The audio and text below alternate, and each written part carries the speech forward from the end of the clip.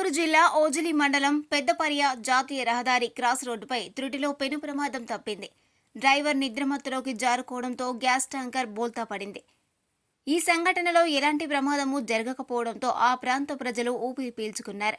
గుజరాత్ నుంచి చెన్నైకి వెళ్తున్న గ్యాస్ ట్యాంకర్ పెద్దపర్య క్రాస్ రోడ్డు వద్దకు రాగానే డ్రైవర్ నిద్రమత్తులోకి జారుకోవడంతో రోడ్డు పక్కన బోల్తా పడింది.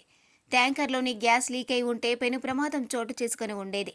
ఈ ప్రమాదంలో ఎవరికీ ఎటువంటి గాయాలు కాకపోవడంతో అందరూ ఊపిరి పీల్చుకున్నారు.